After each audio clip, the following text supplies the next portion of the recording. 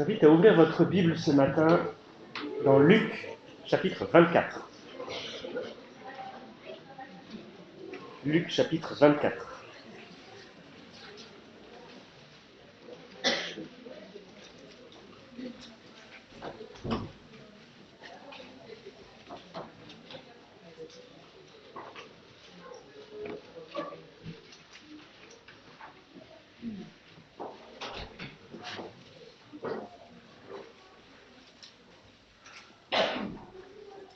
On va prier.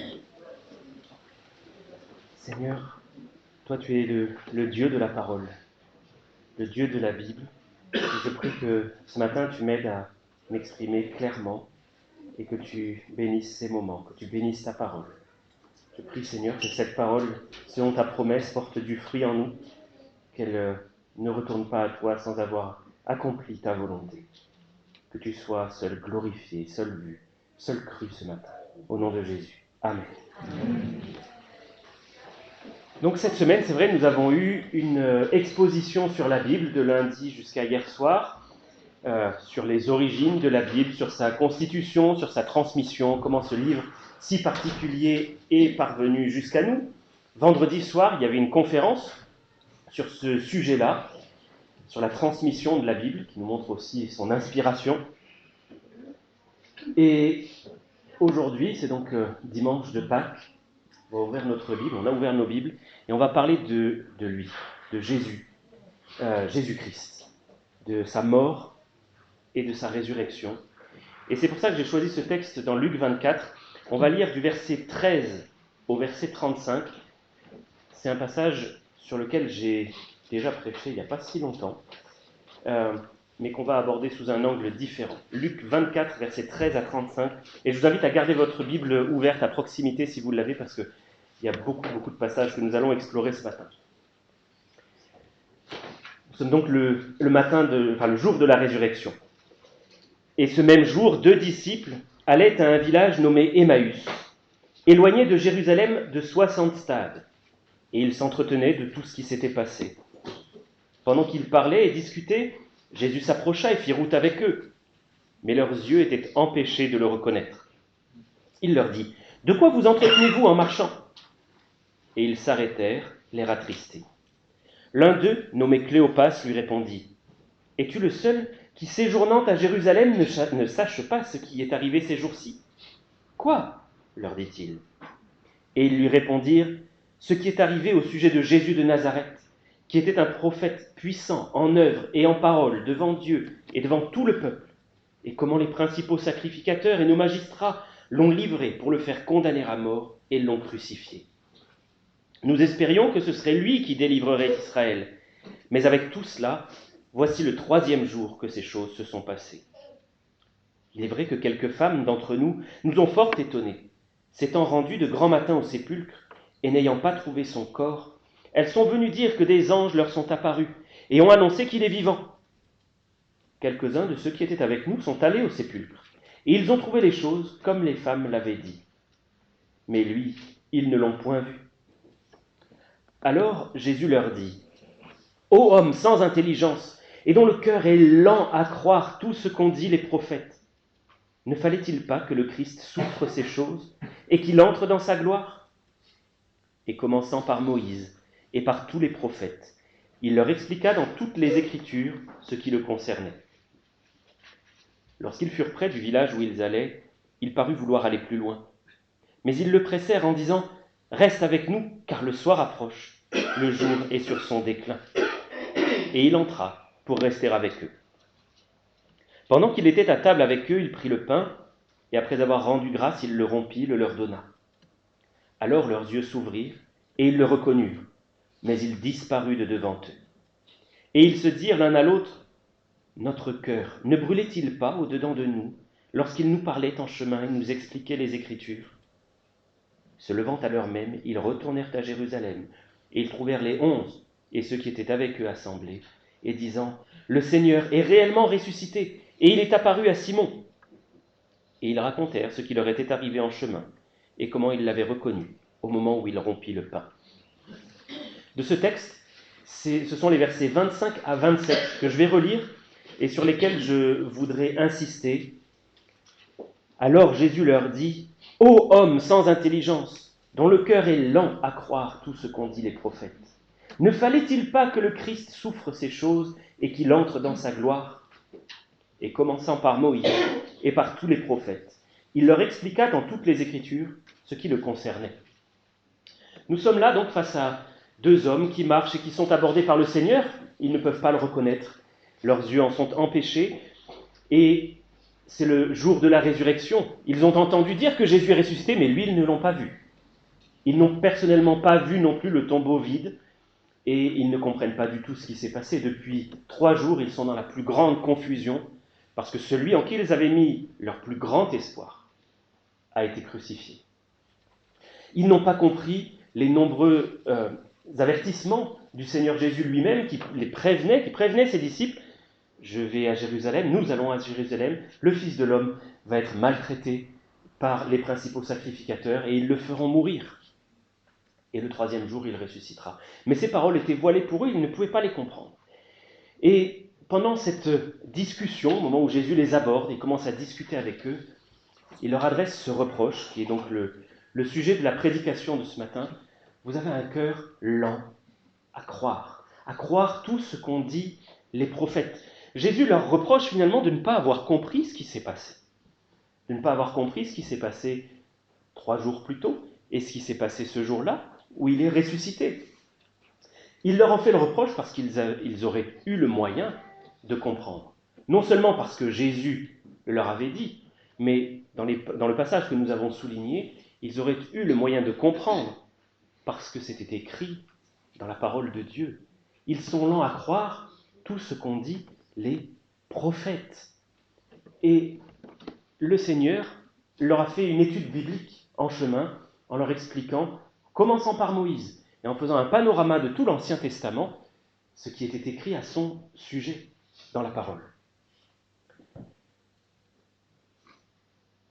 C'est comme s'il leur avait dit, mais si vous aviez pris un petit peu de temps pour lire et essayer de comprendre, vous n'auriez pas été dans la confusion, vous n'auriez pas été si triste.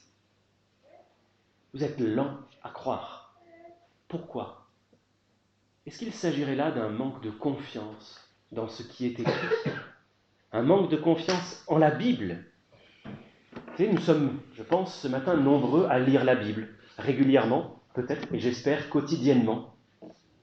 Pourquoi la lisons-nous ? Pourquoi ? Quelle est la raison qui nous anime ? Je voudrais qu'on regarde ensemble dans l'évangile de Jean, chapitre 5, Jean 5, versets 39 et 40, où le Seigneur adresse un reproche à des personnes qui, elles aussi, lisaient la Bible et qui même la connaissaient plutôt bien. Jean 5, versets 39 et 40.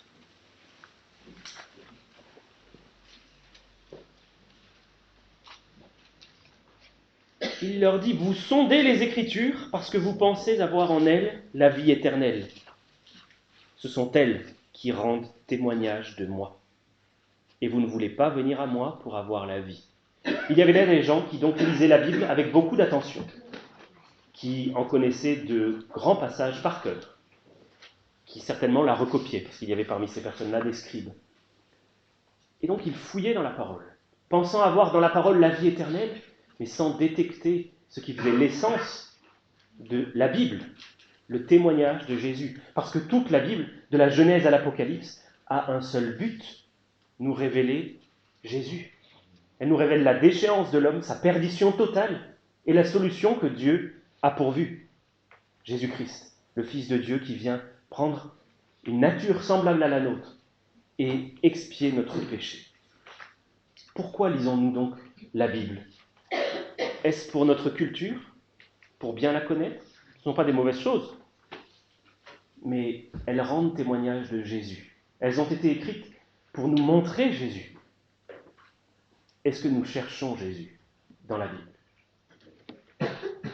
Parfois, nous pouvons lire la Bible comme un mode d'emploi de la vie. C'est vrai qu'il y a de très bons conseils dans la Bible. Mais si nous passons à côté de la révélation de Jésus, nous passons à côté du message fondamental, de la raison même qui a conduit Dieu à inspirer ce livre. Trouver Jésus. elle rend témoignage de moi. Ce sont ces Écritures qui parlent de moi, dit Jésus. Alors le Seigneur va commencer par Moïse, livre de la Genèse peut-être, et expliquer à ses disciples tout ce qui le concerne dans ces passages-là.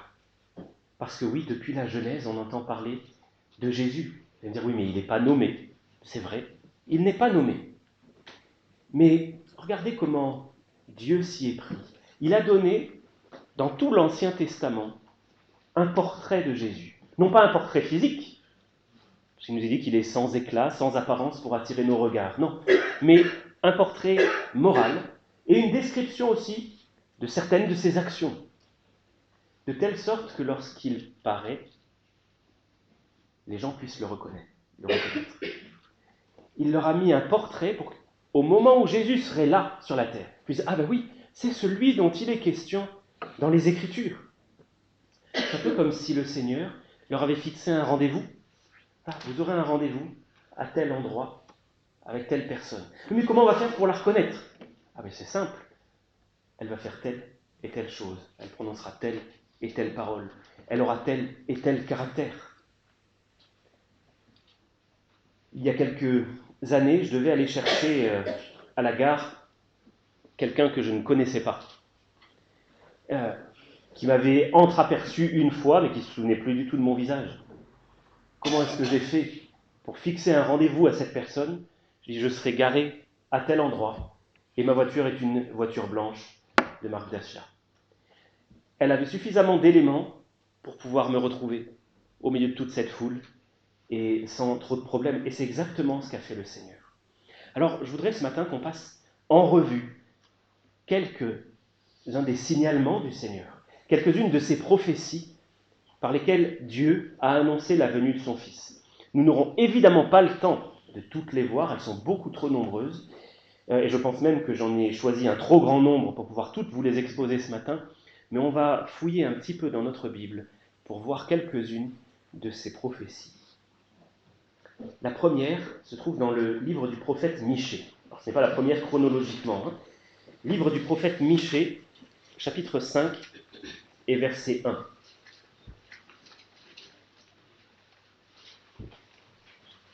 Si vous avez du mal à trouver ces passages-là, c'est dans les prophètes mineurs et on ne sait pas forcément dans quel ordre ils se situent, écoutez surtout attentivement. Michée 5, 1. Et toi, Bethléem Ephrata, petite entre les milliers de Juda, de toi sortira pour moi celui qui dominera sur Israël et dont les activités remontent aux temps anciens, au jour de l'éternité. Cette prophétie a été faite donc par le prophète Michée, qui a vécu entre moins 740 et moins 695, annonçant le lieu où le Sauveur pourrait être trouvé. Et cette prophétie a servi de base aux mages pour aller le trouver, pour aller trouver le Seigneur, et aussi au roi Hérode pour essayer de le tuer.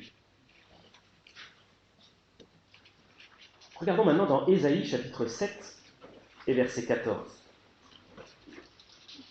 Ésaïe 7, verset 14.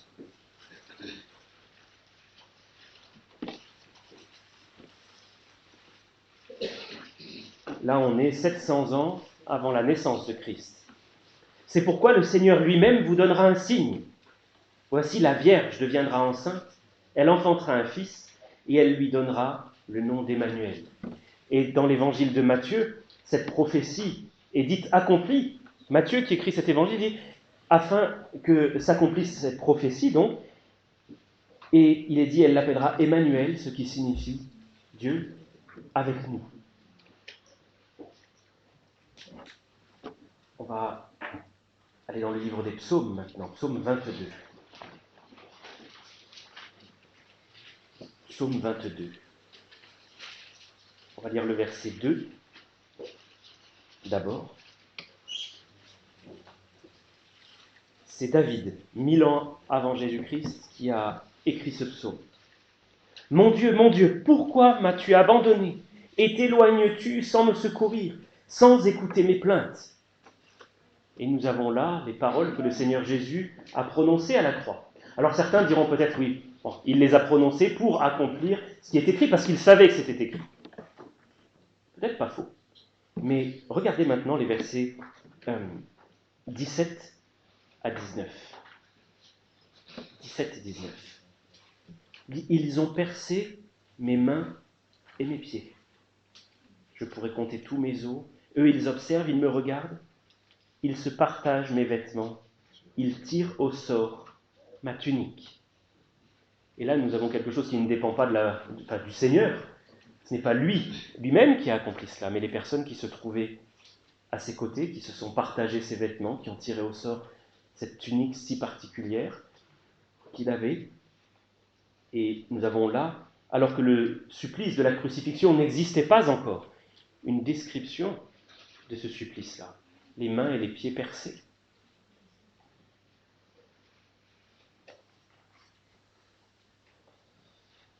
Mais le Seigneur dira, par le prophète Ésaïe, dans ce passage que l'on lit assez régulièrement, d'Ésaïe 53, qui a cru à ce qui nous était annoncé, qui a reconnu le bras de l'Éternel. Le Seigneur a donné un signalement complet pour que l'on puisse reconnaître le Seigneur. Mais qui a cru à ce qui était annoncé? Qui a reconnu que Dieu lui-même était à l'œuvre en Jésus-Christ? Bien peu de monde ont reconnu le Seigneur lors de sa première venue. Et très peu de monde aujourd'hui encore le reconnaît. Très peu de monde comprend aussi comment il agit. Lorsque nous voyons le Seigneur agir dans notre vie, nous avons parfois du mal à demander est-ce que cela vient bien de Dieu? Qui reconnaît le bras de l'Éternel qui est à l'œuvre? Alors là, on a vu quelques prophéties, des annonces qui concernaient le futur, mais il y a d'autres portraits dans la Bible, d'autres portraits du Seigneur qui ne sont pas des annonces à proprement parler, mais si nous regardions dans le livre de la Genèse, nous n'avons pas le temps de lire tout ce portrait maintenant, mais il y a Joseph, le fils de Jacob. Là aussi, nous avons un portrait du Seigneur Jésus. Sa vie nous montre par de grands traits de caractère, par de grands événements, ce qu'allait être la vie du Sauveur, de telle sorte que beaucoup puissent se dire « mais sa vie est semblable à celle de Joseph. Il est venu pour accomplir les Écritures. » Nous avons en Joseph un homme qui a été vendu par ses frères, qui le haïssaient. De la même manière que le Seigneur Jésus a été haï par ses frères, non pas seulement ses frères biologiques, ses demi-frères biologiques, mais aussi ses frères de peuple, qui l'ont vendu aux étrangers, aux Romains. Il a souffert, il a été laissé pour mort, Joseph, on le croyait mort. De la même manière, le Seigneur Jésus est mort. Et de la même manière que Joseph a été élevé à la plus haute place qui se pouvait concevoir à ce moment-là, en Égypte, l'équivalent d'un premier ministre, juste en dessous du trône de Pharaon, le Seigneur a été élevé au-dessus de tout nom. Le Père lui a donné le nom qui est au-dessus de tout nom et il l'a souverainement élevé. Et nous voyons là que, non seulement par des prophéties, mais aussi par des portraits et la vie de certaines personnes que Dieu a conduites et dirigées, le Fils de Dieu était annoncé depuis la Genèse et jusqu'à la fin de l'Ancien Testament. Alors, pour en revenir à notre texte de Luc 24, oui, les disciples étaient lents à croire. J'ai quelques raisons de croire qu'on partage cette difficulté, cette lenteur, à croire tout ce qui est écrit dans la parole de Dieu. Ils avaient des doutes, et ils n'étaient pas les seuls, parce que nous aussi, nous sommes régulièrement, pour ne pas dire tout le temps, habités par un certain nombre de doutes. Et il y a quelqu'un qui a personnellement connu Jésus, un prophète, qui a connu des doutes. Si vous regardez dans Matthieu 11, Matthieu chapitre 11, les versets 2 à 6, Jean-Baptiste, que Jésus a appelé le plus grand des prophètes. Matthieu 11, versets 2 à 6, il nous est dit que Jean, ayant entendu parler dans sa prison des œuvres du Christ, lui fit dire par ses disciples, « Es-tu celui qui doit venir, ou devons-nous en attendre un autre ?» Jésus leur répondit, « Allez rapporter à Jean ce que vous entendez et ce que vous voyez. Les aveugles voient, les boiteux marchent, les lépreux sont purifiés, les sourds entendent, les morts ressuscitent. La bonne nouvelle est annoncée aux pauvres. Heureux celui pour qui je ne serai pas une occasion de chute. Visiblement, Jean-Baptiste s'attendait à autre chose de la part de Jésus. Il avait confessé qu'il était l'agneau de Dieu qui ôte le péché du monde. Il pensait qu'il était le libérateur d'Israël, mais il s'attendait à autre chose. Et pendant qu'il croupissait dans cette prison, où il entendait parler de Jésus, il s'est dit, mais qu'est-ce qui se passe? Pourquoi ça ne se passe pas comme je m'y attends? Donc il a envoyé des messagers auprès de Jésus. Et qu'est-ce qu'a fait Jésus? Il leur a dit, mais regardez finalement ce qui est écrit dans la parole. Parce que ce que Jésus dit, les aveugles voient, les boiteux marchent, les lépreux sont purifiés, les sourds entendent, les morts ressuscitent. C'est un passage du prophète Ésaïe. Alors on va les regarder ensemble, ces passages. Ésaïe 35, versets 4 à 6 d'abord. Ésaïe 35, versets 4 à 6. Jésus fait avec Jean ce qu'il fera avec les disciples d'Emmaüs. Regardez dans les Écritures, qu'est-ce qui est dit de moi? Quel est le portrait qui est fait de moi? Ésaïe 35, versets 4 à 6. Dites à ceux qui ont le cœur troublé, prenez courage, ne craignez point. Voici votre Dieu, la vengeance viendra, la rétribution de Dieu. Il viendra lui-même et vous sauvera. Alors s'ouvriront les yeux des aveugles, s'ouvriront les oreilles des sourds. Alors le boiteux sautera comme un cerf, et la langue du muet éclatera de joie. Car des eaux jailliront dans le désert, et des ruisseaux dans la solitude. J'arrête là la lecture. Là aussi, nous avons un portrait du Seigneur, de ce qui va se passer au moment de sa première venue. Tournons quelques pages dans Ésaïe 61, les versets 1 et 2.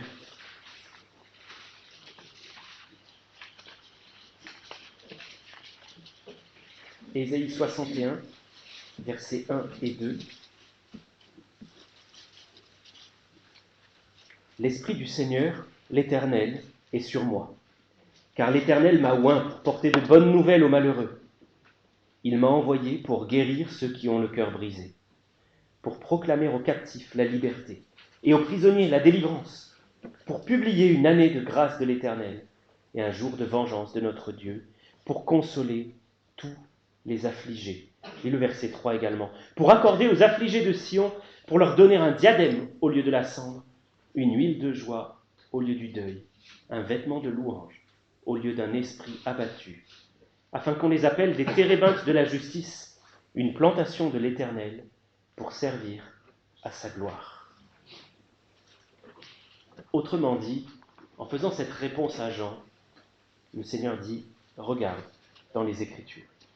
Alors, ce n'est pas que les Juifs, de manière générale, à ce moment-là, ne lisaient pas du tout la Bible, ils la lisaient, mais ils avaient un filtre devant les yeux. Ils ne voyaient que ce qu'ils voulaient bien voir, ils ne voulaient voir qu'un Messie glorieux, un Messie conquérant qui allait les délivrer de l'oppression des Romains. Et ils n'arrivaient pas à concevoir que le Messie puisse être un Messie souffrant, celui qui est décrit dans Ésaïe 53, celui qui est méprisé, qui a abandonné des hommes, celui dont on ne fait aucun cas, celui dont le châtiment nous donne la paix. Alors, la Bible nous annonce la venue d'un Messie qui doit souffrir. Ne fallait-il pas, dit Jésus, que le Christ souffre ces choses? Ne fallait-il pas que le Christ souffre ces choses? Il fallait que Jésus souffre. Et c'est ça qu'on commémore aussi à Pâques. Le fait que le Fils de Dieu s'est incarné, il a pris une nature totalement semblable à la nôtre, de sorte qu'il est 100% Dieu, 100% homme. Et sur la croix, il a accepté de prendre sur lui le châtiment que nous méritons à cause de nos péchés. Parce que Dieu est juste et il ne laisse pas le péché impuni. Mais parce que Dieu est surprenant, il a choisi non pas de nous punir nous, mais de punir son Fils, qui volontairement s'est donné et dit « Oui, je viens pour faire ta volonté ». À Pâques, les Juifs devaient prendre un agneau, l'immoler, tuer, prendre de son sang, et appliquer ce sang sur les poteaux et sur le linteau de leur porte, de telle sorte que le destructeur, lorsqu'il passerait, verrait le sang, la vie qui a déjà été donnée. Une vie a déjà été prise ici, et il n'avait pas à rentrer dans la maison. De la même manière, Jésus-Christ, qui est l'agneau de Dieu, s'est donné pour nous. Il a versé son sang. Et si nous croyons en son sang, si nous avons foi en son sang, comme dit l'Épître aux Romains, nous sommes à l'abri de la destruction, à l'abri de l'enfer, à l'abri du châtiment. Et au moment où Dieu viendra comme juge, il verra que nous avons eu confiance en ce sang versé pour nous, dans la vie qui a été donnée à la place de la nôtre. Ah non, une vie a déjà été donnée. Le châtiment du péché a déjà été donné ici. Je ne frappe pas. Je ne frappe pas une deuxième fois. Vos péchés ont été expiés par l'agneau de Dieu qui ôte le péché du monde. Est-ce que vous avez reçu ce pardon? Est-ce que vous avez placé votre confiance dans ce sang versé, dans l'agneau de Dieu qui est venu pour expier vos péchés?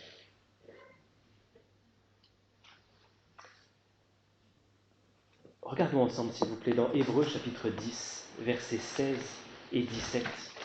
Hébreux 10, versets 16 et 17, qui nous décrivent l'alliance que Dieu veut faire avec nous si nous croyons en Jésus-Christ. Le contrat que Dieu passe avec nous, à partir du moment où nous plaçons notre confiance en Jésus, il dit « Voici l'alliance que je ferai avec eux.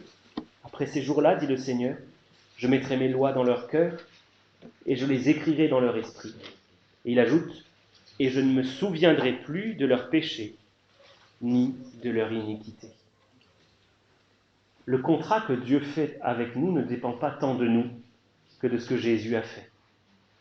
La seule chose que nous avons à faire, nous, c'est en quelque sorte apposer notre signature au bas du contrat, dire « Oui, je suis d'accord, je reçois cela », comme un don, comme un cadeau, gratuit.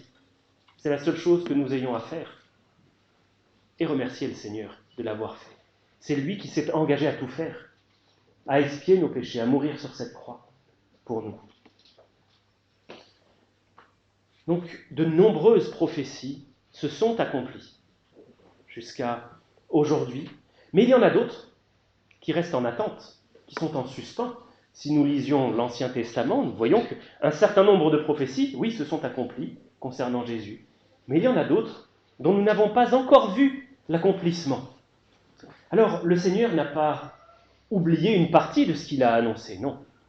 Il a un agenda, un plan, et il a déjà accompli un certain nombre de choses. La suite est encore à venir.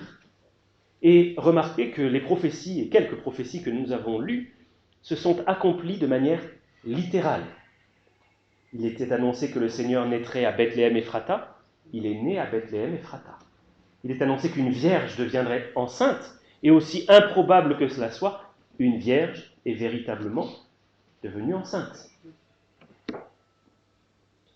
Et parce que ces prophéties se sont accomplies littéralement, nous avons toutes les raisons de croire que celles qui ne se sont pas encore accomplies seront, elles, accomplies tout aussi littéralement que les premières.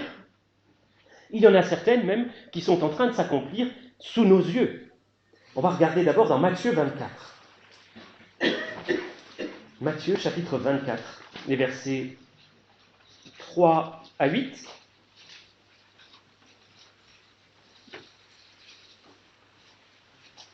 Matthieu 24, versets 3 à 8. Jésus s'assit sur la montagne des Oliviers, et les disciples vinrent en particulier lui poser cette question. « Dis-nous, quand cela arrivera-t-il, et quel sera le signe de ton avènement et de la fin du monde ?» Jésus leur répondit, « Prenez garde que personne ne vous séduise, car plusieurs viendront sous mon nom en disant « C'est moi qui suis le Christ », et ils séduiront beaucoup de gens. Vous entendrez parler de guerre et de bruit de guerre. Gardez-vous d'être troublés, car il faut que ces choses arrivent. Mais ce ne sera pas encore la fin. Une nation s'élèvera contre une nation, et un royaume contre un royaume, et il y aura en divers lieux des famines et des tremblements de terre. Tout cela ne sera que le commencement des douleurs. Voilà des choses que nous voyons s'accomplir sous nos yeux. Alors, vous pouvez me dire, oui, mais des guerres, il y en a eu un certain nombre depuis 2000 ans. C'est vrai. Mais pouvons-nous dire qu'au cours des 2 derniers millénaires, il y a eu autant de guerres généralisées que ce que nous voyons depuis 70-80 ans? Non, c'est quelque chose qui est en train d'arriver de plus en plus fréquemment, de plus en plus violemment. De la même manière, des personnes qui disent « c'est moi qui suis le Christ », il y en a de plus en plus. Des personnes qui revendiquent être Jésus et qui profitent de l'ignorance, de la crédulité des gens. Donc, Jésus est venu une fois et les disciples attendaient une deuxième venue. Ils attendaient une venue différente de la première. Et le passage qu'on vient de lire, là dans Matthieu 24, donne quelques aperçus des circonstances qui vont entourer sa deuxième venue. Circonstances difficiles, violentes, extrêmement difficiles même. Et je voudrais qu'on aille dans l'Ancien Testament pour voir quelques-unes des prophéties qui concernent sa deuxième venue. On va aller dans le livre du prophète Zacharie. Zacharie, c'est juste avant le Nouveau Testament. Vous avez Malachie, et juste avant, vous avez Zacharie. On va aller au chapitre 14 pour commencer. Zacharie 14, versets 1 à 4.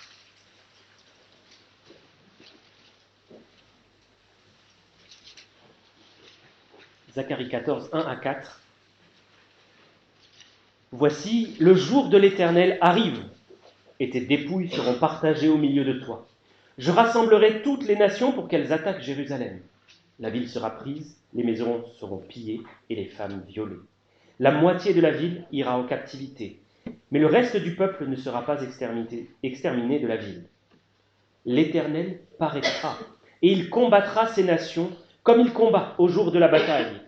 Ses pieds se poseront en ce jour-là sur la montagne des Oliviers, qui est vis-à-vis de Jérusalem, du côté de l'Orient. La montagne des Oliviers se fendra par le milieu à l'Orient et à l'Occident, et il se formera une très grande vallée. Une moitié de la montagne reculera vers le septentrion, et une moitié vers le midi. J'arrête là cette lecture surprenante qui nous annonce une grande calamité dans la suite des temps sur Jérusalem, une attaque de toutes les nations qui vont se liguer contre Jérusalem, et c'est le moment que le Seigneur Jésus va choisir, au moment où le peuple juif sera à sa dernière extrémité, pour descendre personnellement, corporellement, et ses pieds vont se poser sur la montagne des Oliviers, qui va connaître un grand bouleversement. À ce moment-là, il va y avoir peut-être quelque chose comme un tremblement de terre.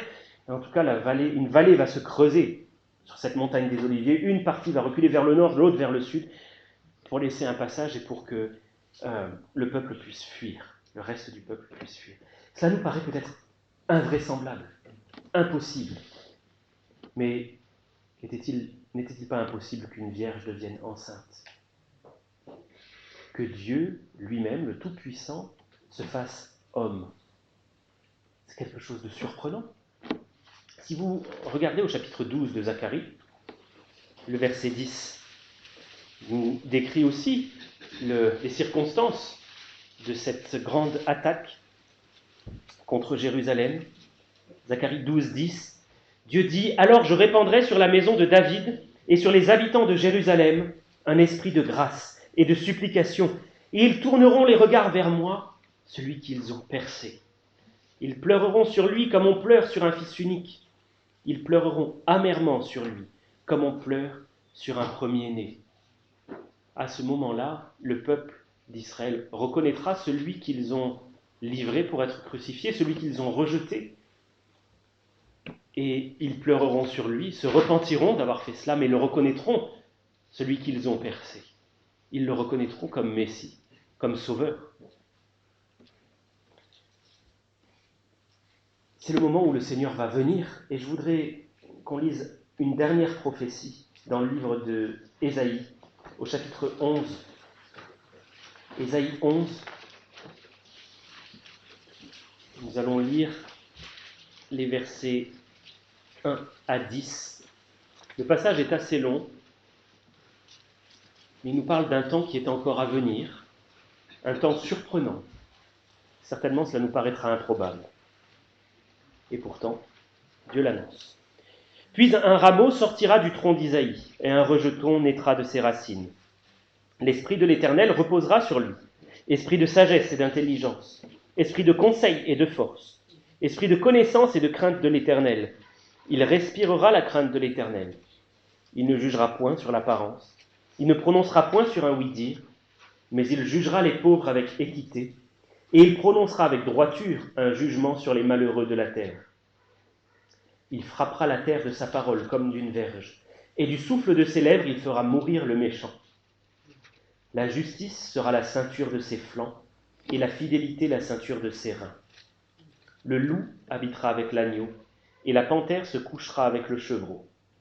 Le veau, le lionceau et le bétail qu'on engraisse seront ensemble. Un petit enfant les conduira. La vache et l'ours auront un même pâturage, leurs petits un même gîte. Et le lion, comme le bœuf, mangera de la paille. Le nourrisson s'ébattra sur l'antre de la vipère, et l'enfant sevré mettra sa main dans la caverne du basilic. Il ne se fera ni tort ni dommage sur toute ma montagne sainte, car la terre sera remplie de la connaissance de l'Éternel, comme le fond de la mer par les eaux qui le couvrent. En ce jour, le rejeton d'Isaïe sera là, comme une bannière pour les peuples. Les nations se tourneront vers lui, et la gloire sera sa demeure. Et nous voyons là, il est annoncé qu'un descendant d'Isaïe, Isaïe était le père de David, un descendant d'Isaïe remplirait ces caractéristiques. C'est là le Seigneur Jésus qui viendra dans un temps que nous n'avons donc pas encore connu, parce qu'il frappera la terre de sa parole comme d'un bâton. Il viendra non plus comme le Sauveur, mais comme le roi du monde. Il aura le sceptre à la main. Et regardez quel roi, quelle paix sous son règne, à tel point que les animaux eux-mêmes auront cessé de s'entretuer, qu'un petit enfant pourra jouer avec un serpent sans aucune crainte, et, aussi surprenant que cela paraisse, nous pourrions voir des lions brouter. Sommes-nous lents à croire tout ce qu'ont dit les prophètes? Cela peut nous paraître totalement surprenant, et pourtant, les prophéties que nous avons déjà vues se sont accomplies littéralement. Il n'y a aucune raison que celles-ci ne s'accomplissent pas tout aussi littéralement, et que, en venant établir un règne sur la terre, le Seigneur ne rétablisse la paix, que Dieu lui-même règne. C'est la prière que nous sommes appelés à faire, que ton règne vienne. N'avez-vous pas hâte de vivre cela? Une paix sans fin, sans fin. Je vous donne un dernier verset. Dans Jean, chapitre 20, verset 31. Jean 20, verset 31. Nous avons vu des prophéties de l'Ancien Testament et des prophéties du Nouveau Testament. Nous avons lu dans les évangiles. Et l'apôtre Jean, terminant de rédiger son évangile, nous dit « Ces choses ont été écrites afin que vous croyiez que Jésus est le Christ, le Fils de Dieu, et qu'en croyant, vous ayez la vie en son nom. » La parole de Dieu est là pour que vous croyiez que Jésus est le Christ, le Fils de Dieu, que cet homme qui a marché sur la terre il y a 2000 ans est le Fils de Dieu qui a été crucifié pour vous, pour porter vos péchés sur la croix. Serez-vous lents à croire ce qu'ont dit les prophètes? On va prier ensemble.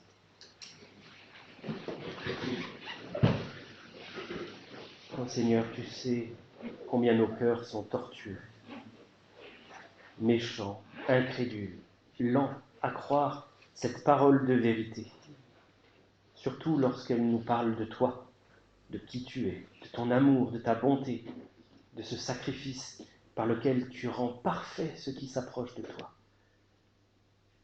Seigneur, je prie que tu nous pardonnes notre dureté de cœur et que tu attendrisses nos cœurs durs, que nous ne soyons plus lents à croire, mais désireux de faire preuve de foi.